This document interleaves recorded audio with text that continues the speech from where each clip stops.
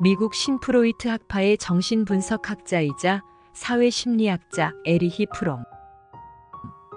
인본주의적 공동체를 건설하는 것이 우리들의 임무요, 삶의 보람이라 주장한 에리히 프롬은 한평생 근대인에게 자유의 의미가 무엇인지 물었으며 소외를 넘어선 인본주의적 공동체를 위해 보이지 않는 우리 마음속의 적과 싸운 사람이었습니다. 에리히 프롬은 잃어버린 자신감과 희망, 샘솟는 사랑과 지혜를 느끼게 하는 다음과 같은 명언들을 남겼습니다.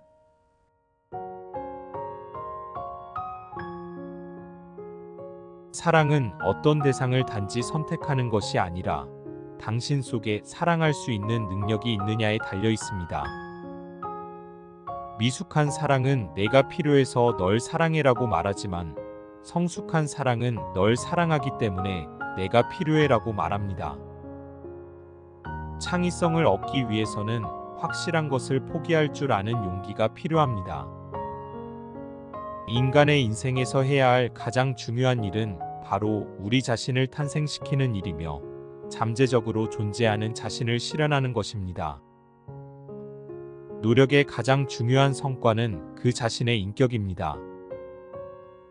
진정 부유한 사람은 자신이 가진 것보다 더 많은 것을 원하지 않는 사람들입니다. 누군가를 사랑한다는 것은 단순한 격한 감정이 아닙니다. 그것은 결정이고 판단이며 약속입니다. 만약 사랑이 단지 감정일 뿐이라면 영원히 사랑한다는 약속은 아무런 근거도 없는 것이 됩니다. 자신을 믿는 사람만이 타인에게 충실할 수 있습니다. 우리에게 주어진 과제는 안정감을 느끼는 것이 아니라 불안을 용인할 수 있는 능력을 갖추는 것입니다. 어머니들 대부분은 우유를 줄 수 있지만 꿀을 줄 수 있는 것은 극히 일부에 불과합니다. 꿀을 줄 수 있으려면 어머니는 좋은 어머니일 뿐만 아니라 행복한 사람이 되어야 합니다. 실패할 자유가 없다면 진정한 자유가 있다고 할 수 없습니다.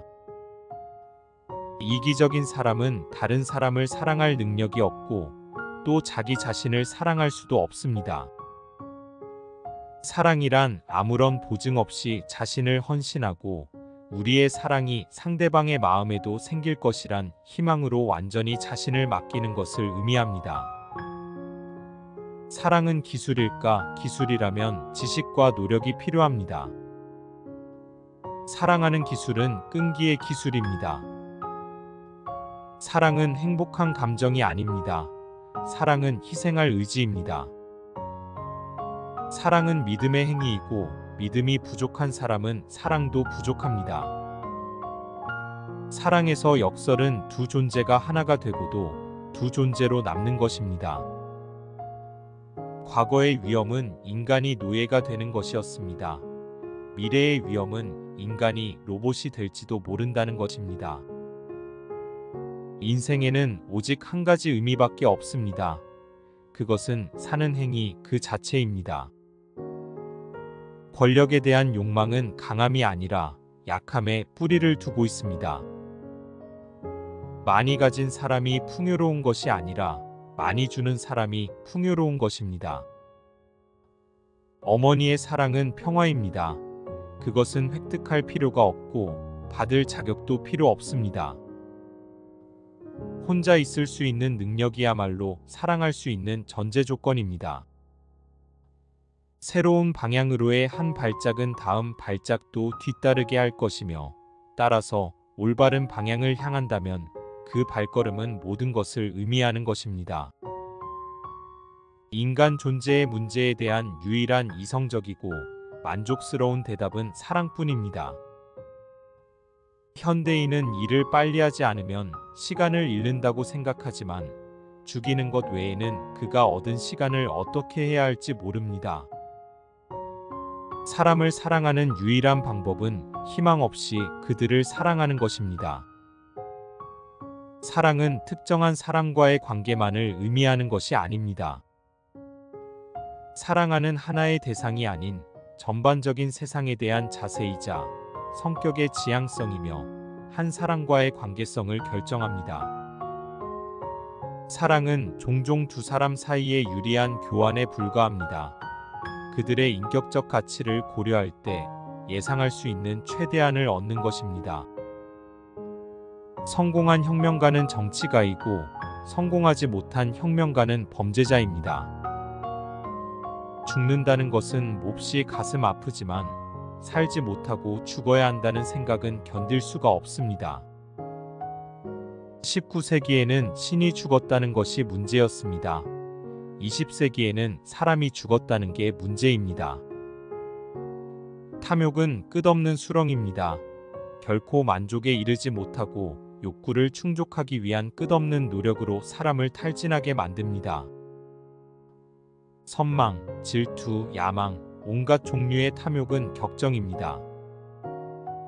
그러나 사랑은 행동이며 인간의 힘을 행사하는 것이고 이 힘은 자유로운 상황에서만 행사할 수 있을 뿐 강제된 결과로서는 결코 나타날 수 없습니다. 사랑은 수동적인 감정이 아니라 활동이며 빠져드는 것이 아니라 굳건하게 서 있는 것입니다. 가장 일반적인 방식으로 사랑은 본래 받는 것이 아니라 주는 것이라 말함으로써 사랑의 능동적 성격을 설명할 수 있습니다. 꽃을 사랑한다고 말하면서도 꽃에 물을 주는 것을 잊어버린 여자를 본다면 우리는 그녀가 꽃을 사랑한다고 믿지 않을 것입니다. 사랑은 사랑하고 있는 자의 생명과 성장에 관한 우리들의 적극적 관심입니다. 이러한 적극적 관심이 없으면 사랑도 없습니다. 한 사람이 다른 한 사람만을 사랑하고 다른 사람 모두에게 무관심하다면 그의 사랑은 사랑이 아니라 공생적 애착 혹은 확대된 이기주의입니다. 사랑하는 능력은 강렬함, 자각, 활력의 강화를 요구합니다. 그것은 삶의 다른 많은 영역에서 생산적이고 능동적인 지향의 결과일 수밖에 없습니다. 타인에 대한 사랑과 자신에 대한 사랑은 대안이 아닙니다. 반대로 타인을 사랑할 능력이 있는 모든 사람에게서 자신에 대한 사랑의 태도가 발견될 것입니다. 사랑은 대상과 자신의 관계에 관한 한 원칙적으로 불가분의 관계에 있습니다. 존경이란 두려움과 경외가 아니라 사람을 있는 그대로 보고 그 사람의 독특한 개성을 자각하는 능력입니다. 성적 욕망은 대부분의 사람들 마음속에서 사랑이라는 관념과 짝을 이루고 있으므로 육체적으로 서로를 원할 때 서로 사랑한다는 결론을 내리기 쉽습니다.